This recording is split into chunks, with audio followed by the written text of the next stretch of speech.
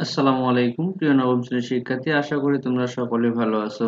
গত টিউটোরিয়ালে আমি 57 পৃষ্ঠার এই 5 নম্বরের সমস্যার সমাধান করে দিয়েছিলাম। আজকে আমি এই 57 পৃষ্ঠার 6 নম্বর প্রশ্নের সমাধান করব।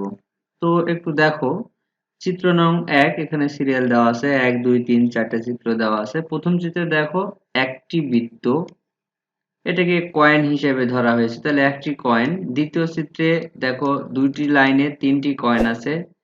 3 নাম্বার চিত্রে এখানে লাইন আছে তিনটি, কয়েনের সংখ্যা 6। চতুর্থ নম্বর চিত্রে দেখো লাইন আছে 4টি, কয়েনের সংখ্যা 10। এটা গেল প্রথম চিত্র। পরের আরেকটা চিত্র দেখো, এখানে 4টে লাইন এখানেও আছে। প্রথমে দেখো এখানে একটা এক, এখানে একটা এক, দুই প্রান্তে কিন্তু এক রয়েছে। দ্বিতীয় সারিতে দেখো এই প্রান্তে একটা এক, এই প্রান্তে আরেকটা এক, আর এই দুই আসছে থেকে এই উপরের দুটো যোগ করে এখানে 2 হয়েছে। 3 নাম্বার সারিতে প্রথমে এখানে একটা এক, এই পাশে একটা এক, এই দুটো 3 মাঝখানে কোথায় আসলো দেখো, উপরের দুটো পরপর দুটি যোগ 2 আর 1 এই যে যোগ করে এই দুটি যোগ করে এখানে বসানো হয়েছে, আবার এই দুটিও যোগ করে এখানে বসানো হয়েছে। চতুর্থ চিত্রেও এভাবেই পরপর এগুলা চলতেই থাকবে। এই সারিগুলো দেখো, ডান পাশে সারির সংখ্যার সমষ্টি কিভাবে বের করা হয়েছে দেখো, 1 আর 1 যোগ করলে 2, এখানে 3টে যোগ করলে হবে 4, তারপরে এই সারিগুলোর যে কয়টা সংখ্যা আছে যোগ করলে হবে 8, এরপরে হবে 16। দেখো তাহলে কিভাবে বাড়তেছে, এখানে 2, 2 এর 2 গুণ, 2 দুগুণ 4, 4 কে আবার 2 দ্বারা গুণ করলে 8, 8 কে 2 দ্বারা গুণ করলে 16, 16 কে যদি 2 দ্বারা গুণ করা হয় তাহলে পাবো 32। এভাবে কিন্তু এটি চলতেই থাকবে। এটি ছক 1 এবং এটি ছক 2, এটি বুঝিয়ে দিলাম। দেখো ক তে বলা আছে ছক 1 এর অনুক্রমটি নিবিড়ভাবে পর্যবেক্ষণ করো, অতঃপর দশম চিত্রটি গঠন করে কয়েন সংখ্যা নির্ণয় করো। এটি ভালোভাবে পর্যবেক্ষণ করে এটা করতে বলেছে। খ তে বলা হয়েছে প্রদত্ত তথ্যের আলোকে n তম চিত্রে কয়েনের সংখ্যা নির্ণয় করো। n তম চিত্রে কতটা কয়েন হবে সেই সংখ্যা নির্ণয় করতে বলা হয়েছে। গ তে বলছে n equal 5 হলে ছক 2, অর্থাৎ এখানে 2 নাম্বার ছকের দ্বিতীয় কলামের সংখ্যাগুলো নির্ণয় করো। দ্বিতীয় কলামের সংখ্যাগুলো নির্ণয় করতে বলছে এবং দেখাও যে n তম সারির সংখ্যাগুলোর সমষ্টি টু দি পাওয়ার n সূত্রকে সমর্থন করে। আর ঘ নাম্বার আরেকটি বলেছে, এখানে 4টে অঙ্ক আছে। প্রতিটি সারির সমষ্টিগুলো নিয়ে একটি ধারা তৈরি করো এবং ধারাটির প্রথম n সংখ্যক পদের সমষ্টি 2046 হলে n এর মান নির্ণয় করো। চলো এই 4টি সমস্যার সমাধান দেখে আমরা আজকে এই ভিডিওটি শেষ করব। দেখো ক তে বলেছিল ক এর সমাধান, ছক 1 হতে প্রতিটি চিত্র নং এর সমান সংখ্যক কয়েনের সারি এবং প্রতিটি চিত্রে এক সারি থেকে পরের সারিতে একটি করে কয়েন বৃদ্ধি পাচ্ছে। এই যে দশম চিত্র কিরকম হবে সেই দশম চিত্রটি আমি এখানে করে দিয়েছি। দেখো এইটা হবে, এই যে যা দেখতে পাচ্ছ এরকম হবে দশম চিত্র, 10 নম্বর চিত্রটি।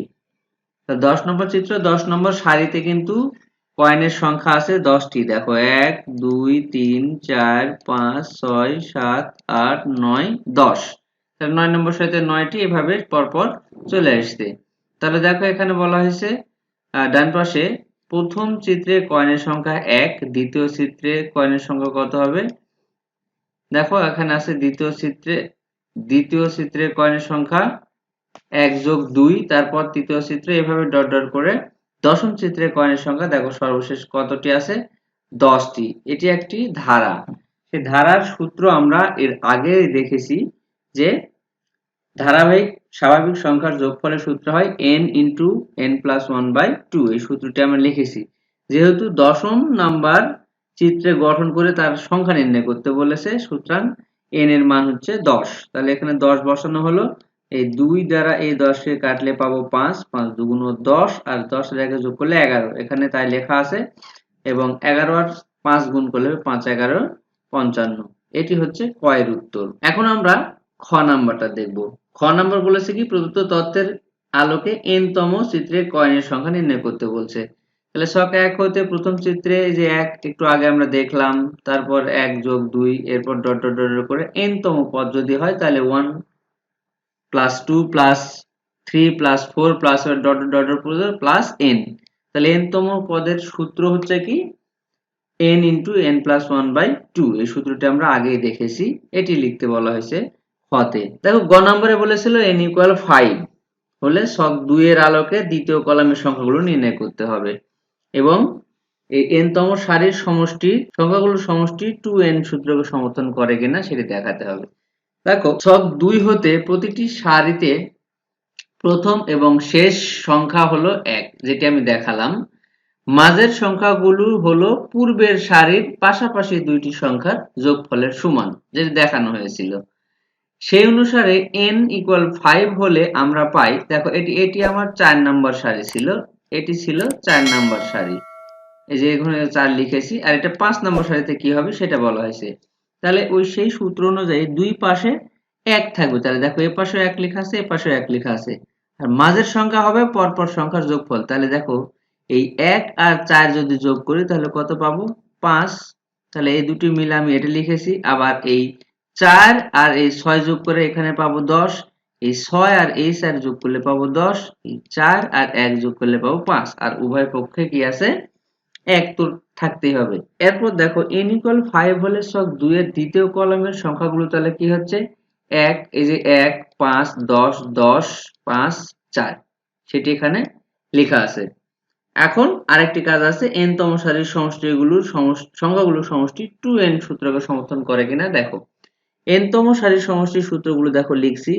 প্রথম সারির সংখ্যাগুলোর সমষ্টি 2 ইকুয়াল 2 এর উপর 1, দ্বিতীয় সারির সংখ্যাগুলোর সমষ্টি 2 এর উপর 2, তৃতীয় সারির 2 এর উপর 3, চতুর্থ সারির 2 এর উপর n।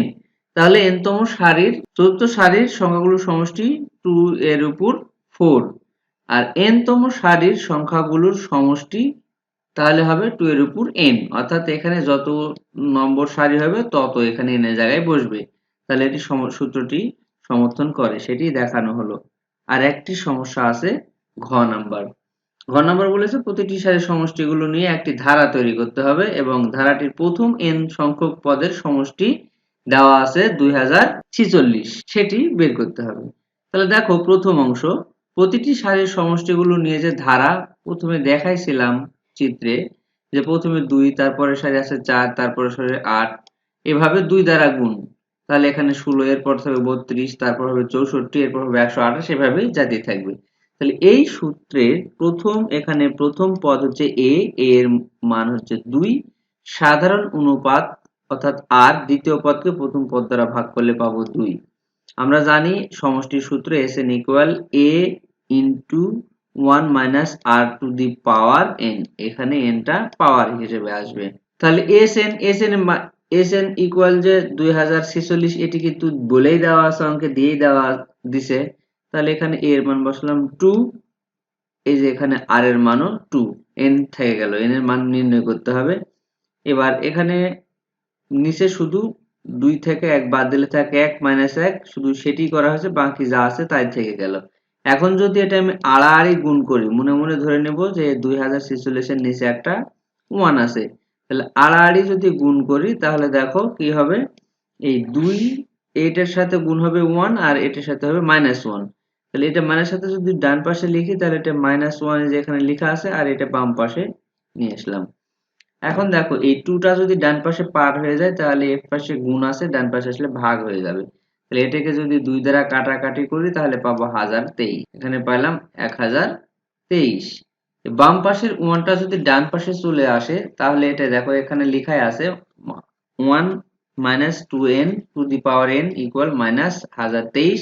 বাম পাশের 1 টা ডান পাশে আসলে প্লাস আছে মাইনাস হয়ে যাবে, তাহলে 1023 এর সাথে মাইনাস 1 যোগ যদি হয় তাহলে 1024, এখানে কিন্তু মাইনাস আছে, এটাতেও মাইনাস আর এই মাইনাস দুটো বাদ চলে যাবে। তাহলে এখানে যেহেতু আমার 2 টা ভিত্তি হিসেবে আছে, ডান পাশে এমন একটি সংখ্যা নিতে হবে 2 এর উপর, যেটা দিয়ে দ্বারা ভিত্তি তৈরি হবে। দেখো এখানে 2 এর উপর n, এখানে 2 এর উপর 10 যদি দিই তাহলে 1000 হবে, অর্থাৎ 2 যদি 10 বার গুণ করি তাহলে কিন্তু আমার 1024 হবে। সুতরাং ভিত্তি আর এই ভিত্তি যদি কেটে দিই থাকে n ইকুয়াল 10, তাহলে এখানে আমরা মান পেলাম কত? n এর মান পেলাম 10, 10তম পদের মান হচ্ছে 2046। তো শিক্ষার্থীরা, আশা করি তোমরা অঙ্কটি বুঝতে পেরেছো। সবাই ভালো থাকো, সুস্থ থাকো, আর যারা চ্যানেলটি সাবস্ক্রাইব করোনি এখনই সাবস্ক্রাইব করে বেল আইকন প্রেস করে সাথেই থাকবে। ধন্যবাদ।